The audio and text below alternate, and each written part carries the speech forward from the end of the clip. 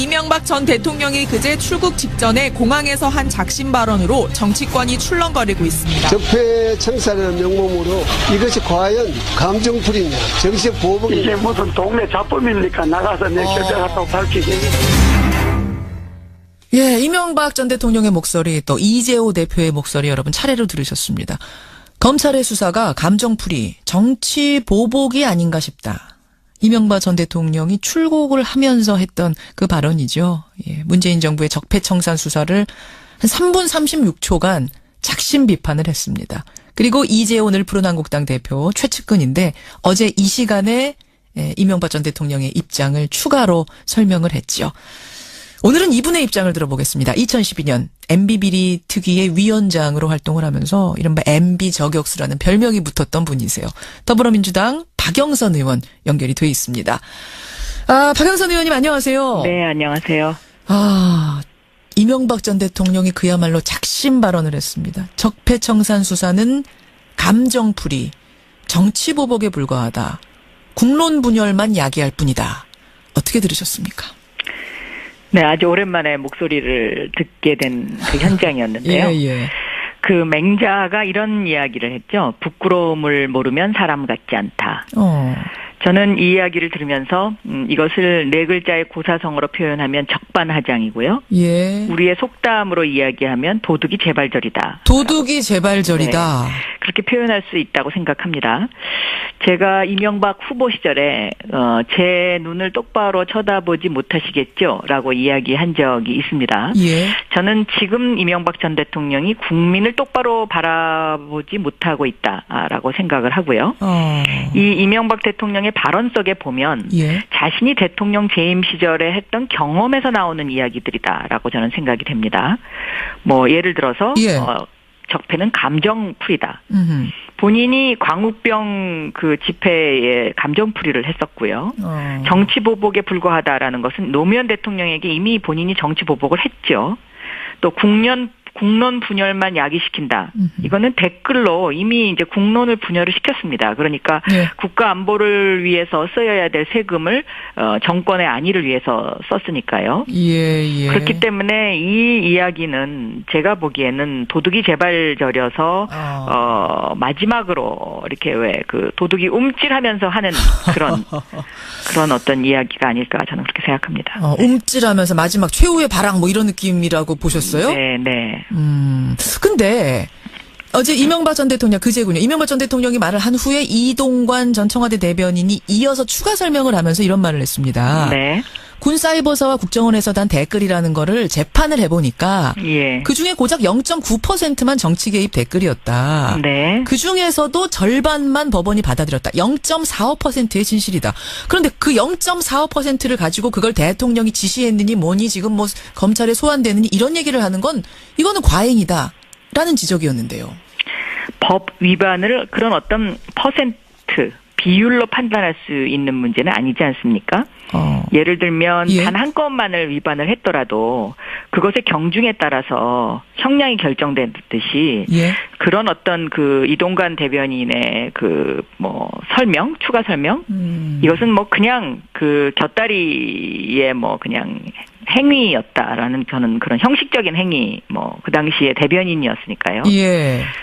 그런 거죠. 별로 이렇게 무게를 둘 수 있는 발언은 아니었다고 생각합니다. 0.45가 아니라 0.01%였다고 하더라도 그렇습니다. 그것이 전대미문의 이런 무거운 사건이라면 그것에 책임을 지는 것이 전 대통령으로서의 뭐 임무 아니겠느냐. 그렇죠. 그것이 이제 법적인 해석이 될 수 있고요.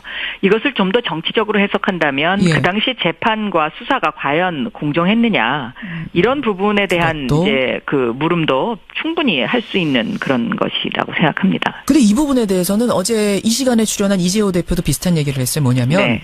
김관진 당시 장관이 대통령에게 보고하고 지시받았다 이렇게 지금 자백을 했다고 하지 않습니까? 네네. 진술했다고. 네. 근데 이 진술을 한 건 대북 사이버전을 해도 되겠습니까? 라고 이 대통령한테 물었더니 대통령이 하라고 했겠지 않느냐. 네. 그걸 가지고 지금 보고하고 지시받았다라고 하는 거지. 이런 정치 개입 댓글을 달아도 되겠습니까? 라고 물은 것에 대해서 그렇게 하라라고 지시했다는 얘기는 아닐 거다. 어떻게 생각하세요? 저는 이 말 자체가 이게 그 팩트에 근거한 이야기가 아니다라고 첫째 보고 있고요. 왜냐하면 대북 사이버전은 하게 돼 있습니다. 예. 그런데 그것을 굳이 대통령한테 대북 사이버전을 해도 되겠습니까라고 질문했다는 것 자체가 이게 어불성설이다. 저는 그렇게 보고 있습니다. 아마 증원에 대한 얘기인 것 같아요. 인원을 늘려도 되겠습니까라고 물었더니 이제 그렇게 하라고 했을 거다. 그걸 가지고 지금 김관진 장관이 얘기하는 거다. 그 당시에 대북 사이버전과 관련된 증원은 그게 그 국회에서 예산 과정에서 결정되는 것이지 대통령에게 보고할 사항은 아니었습니다.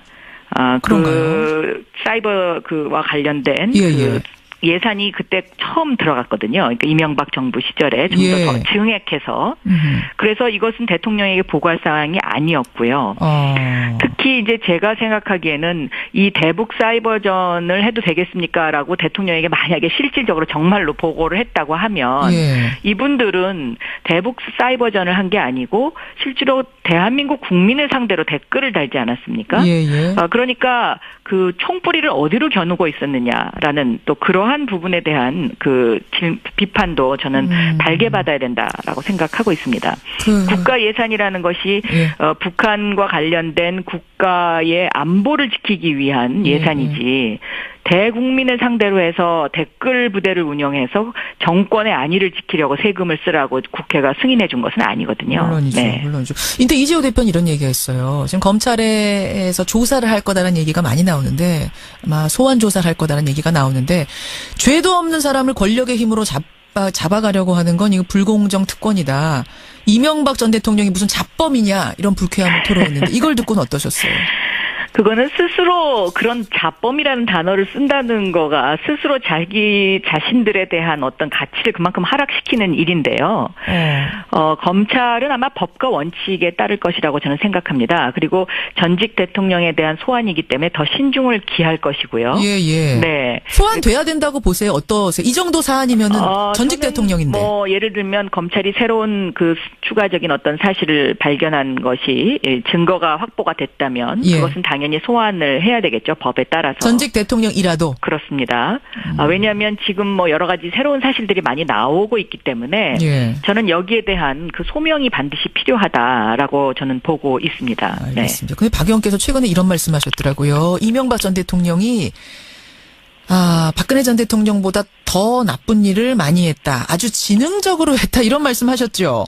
네, 그렇습니다. 국가의 근간을 흔드는 일들을 너무 많이 했죠. 뭐 예를 들면 청와대 내에서 민간인 사찰을 해놓고 그 민간인 사찰한 자료를 다 없애버렸다든가 예를 들면 민정수석실에서 그래서 아마 전직 법무부 장관들이 지금 굉장히 조용하게 있지 않습니까? 이 법무부 장관들이 상당히 굉장히 떨고 있을 거라고 저는 생각하고요. 왜요?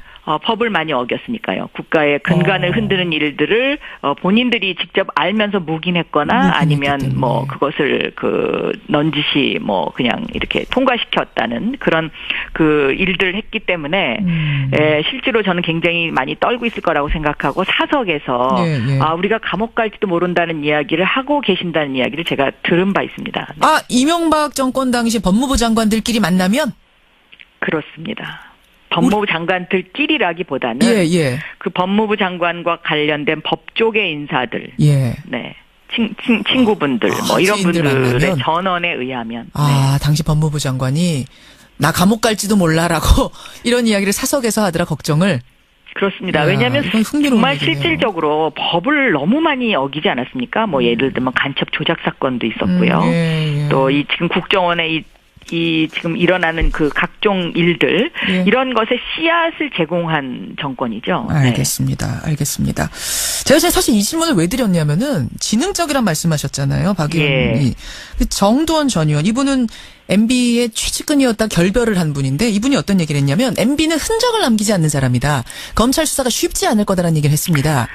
저도 그렇게 생각합니다. 왜냐하면 대통령이 되기 전부터 이미 전과 기록이 굉장히 많으신 분이었지 않습니까? 그래서 검찰 수사에 어떻게 대응해야 되는지에 대한 경험치를 갖고 계신 분이기 때문에 이런 부분에 대해서 굉장히 많이 철저하게 대비를 했을 거다라고 생각을 하고 있습니다. 그래서 지금 국민들의 어떤 그 우려도 상당히 있다고 생각하는데요. 예. 그러나 저는 검찰을 믿어야 된다고 생각하고 다만 제가 한 가지 우려가 되는 것은 아직도 검찰 내부에 그 BBK와 관련된 핵심 그 당시에 수사 검사 이른바 정치 검찰이 존재하고 있습니다. 무혐의 줬던 사람들이요. 네. 그리고 MB로부터 특혜를 받았던 사람들이 상당히 간부에 포진하고 있는데 이 부분이 조금 우려가 되긴 합니다. 그러나 이것을 국민의 힘으로 저는 이겨내야 된다. 그리고 정의를 올바로 세우는 검찰로 거듭날 수 있는 계기가 돼야 된다라고 저는 보고 있습니다. 알겠습니다. 시간이 별로 없지만 박영선 의원 나오셨으니까 제가 이 질문 하나만 좀 드리고 끊을게요. 박 의원님. 네. 서울을 걷다 프로젝트라는 걸 진행하고 계시더라고요. 네, 3번째 했습니다. 예, 네. 이거 어떤 건가요? 이것은 그동안 우리가 이제 서울을 너무 모르고 있지 않았냐. 그리고 서울의 장점이 많은데 이것을 우리가 그냥 너무 무시하고 있었던 것 아닌가 하는 생각에서 지금까지 3번 했습니다. 덕수궁, 정동길, 그리고 성균관을 했는데. 그야말로 걷는 거예요. 그렇습니다. 그러니까 예를 들면 성균관 같은 것은 그 영국의 옥스퍼드보다도 훨씬 더 오래된 세계 최초의 대학인데 우리가 그것을 모르고 있었다라는 거죠.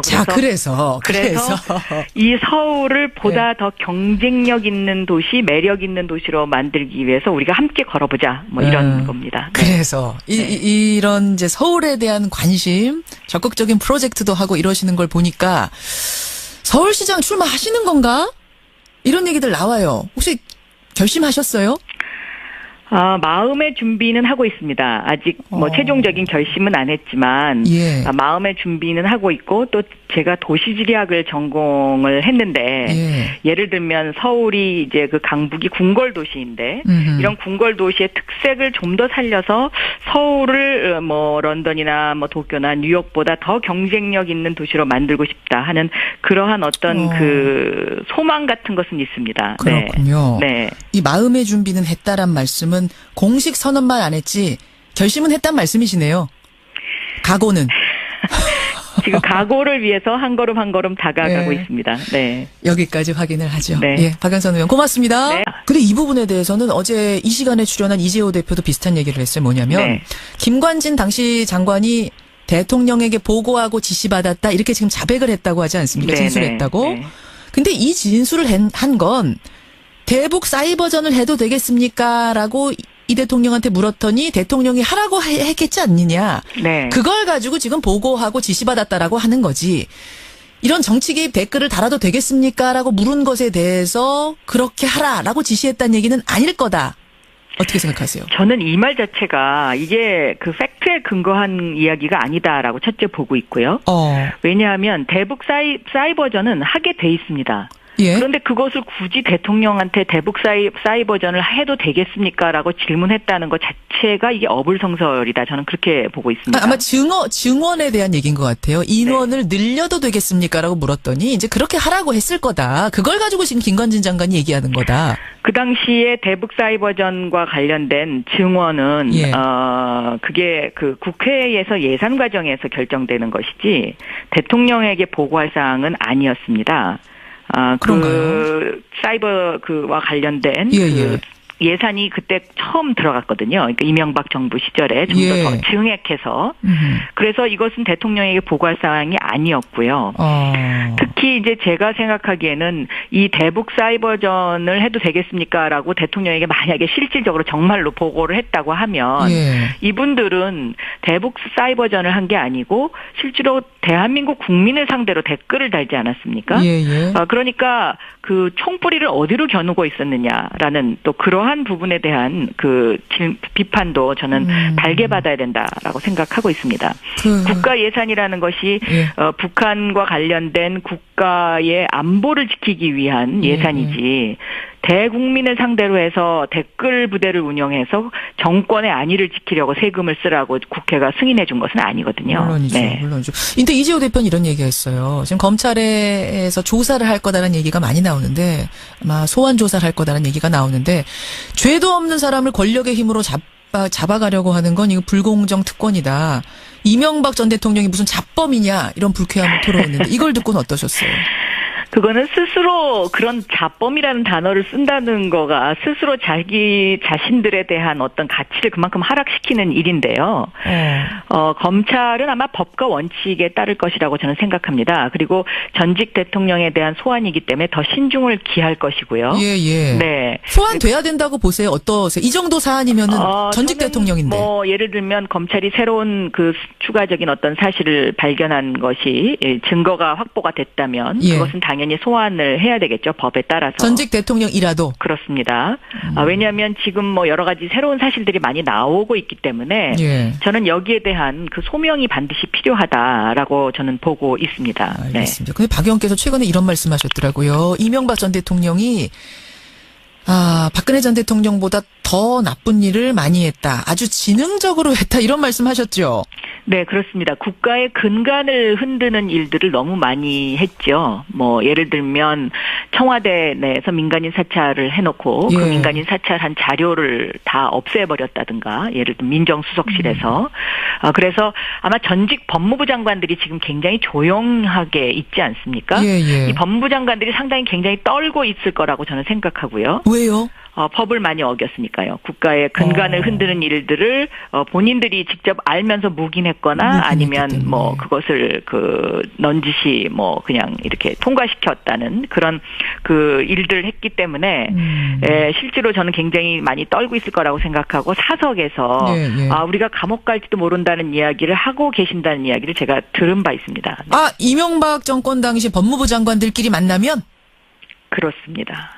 법무부 장관들끼리라기보다는 예. 그 법무부 장관과 관련된 법조계 인사들, 예. 네, 친구분들, 뭐 이런 지인들 분들의 만나면? 전원에 의하면, 당시 법무부 장관이 나 감옥 갈지도 몰라라고 이런 이야기를 사석에서 하더라 걱정을.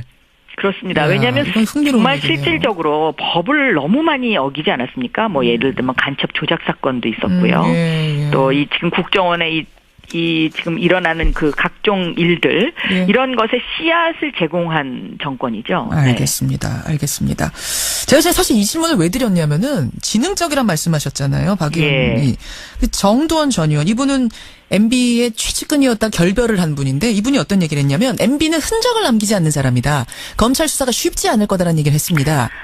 저도 그렇게 생각합니다. 왜냐하면 대통령이 되기 전부터 이미 전과 기록이 굉장히 많으신 분이었지 않습니까? 그래서 검찰 수사에 어떻게 대응해야 되는지에 대한 경험치를 갖고 계신 분이기 때문에 이런 부분에 대해서 굉장히 많이 철저하게 대비를 했을 거다라고 생각을 하고 있습니다. 그래서 지금 국민들의 어떤 그 우려도 상당히 있다고 생각하는데요. 예. 그러나 저는 검찰을 믿어야 된다고 생각하고 다만 제가 한 가지 우려가 되는 것은 아직도 검찰 내부에 그 BBK와 관련된 핵심 그 당시에 수사 검사 이른바 정치 검찰이 존재하고 있습니다. 무혐의 줬던 사람들이요. 네. 그리고 MB로부터 특혜를 받았던 사람들이 상당히 간부에 포진하고 있는데 이 부분이 조금 우려가 되긴 합니다. 그러나 이것을 국민의 힘으로 저는 이겨내야 된다. 그리고 정의를 올바로 세우는 검찰로 거듭날 수 있는 계기가 돼야 된다라고 저는 보고 있습니다. 알겠습니다. 시간이 별로 없지만 박영선 의원 나오셨으니까 제가 이 질문 하나만 좀 드리고 끊을게요. 박 의원님. 네. 서울을 걷다 프로젝트라는 걸 진행하고 계시더라고요. 네, 3번째 했습니다. 이거 어떤 건가요?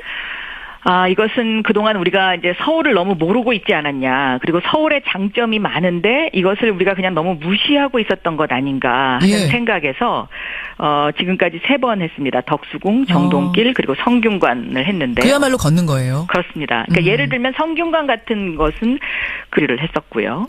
정치 보복에 불과하다라는 것은 노무현 대통령에게 이미 본인이 정치 보복을 했죠. 또 국론 분열만 야기시킨다. 이거는 댓글로 이미 이제 국론을 분열을 시켰습니다. 그러니까 국가 안보를 위해서 써야 될 세금을 정권의 안위를 위해서 썼으니까요. 그렇기 때문에 이 이야기는 제가 보기에는 도둑이 제발저려서 마지막으로 이렇게 왜 그 도둑이 움찔하면서 하는 그런 어떤 이야기가 아닐까 저는 그렇게 생각합니다. 움찔하면서 마지막 최후의 발악 뭐 이런 느낌이라고 보셨어요? 네.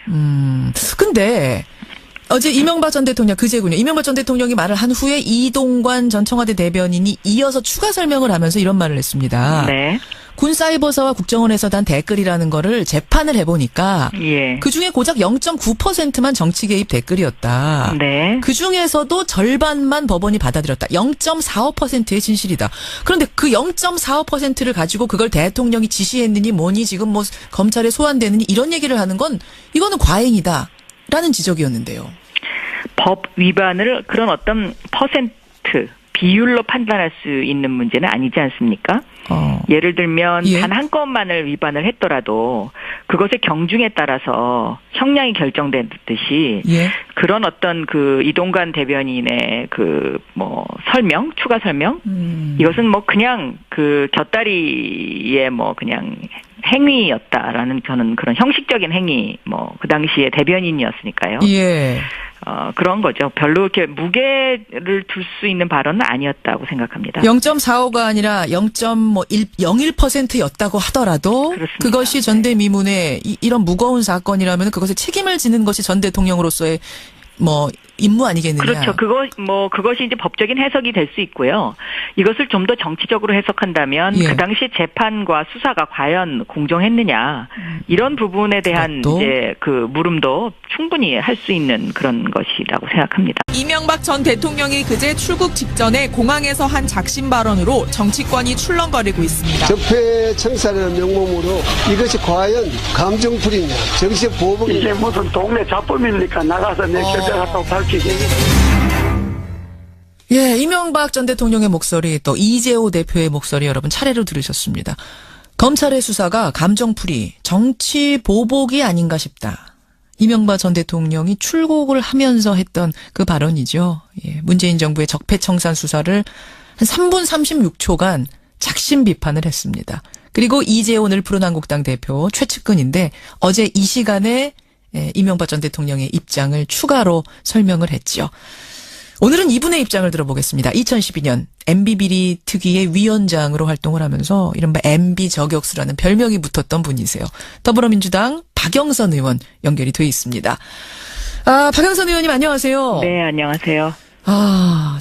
이명박 전 대통령이 그야말로 작심 발언을 했습니다. 적폐청산 수사는 감정풀이, 정치보복에 불과하다. 국론 분열만 야기할 뿐이다. 어떻게 들으셨습니까? 네, 아주 오랜만에 목소리를 듣게 된 그 현장이었는데요. 예. 그 맹자가 이런 이야기를 했죠. 부끄러움을 모르면 사람 같지 않다. 저는 이 이야기를 들으면서 이것을 네 글자의 고사성어로 표현하면 적반하장이고요. 예. 우리의 속담으로 이야기하면 도둑이 재발절이다. 도둑이 재발절이다. 네, 그렇게 표현할 수 있다고 생각합니다. 제가 이명박 후보 시절에 제 눈을 똑바로 쳐다보지 못하시겠죠? 라고 이야기한 적이 있습니다. 예. 저는 지금 이명박 전 대통령이 국민을 똑바로 바라보지 못하고 있다라고 생각을 하고요.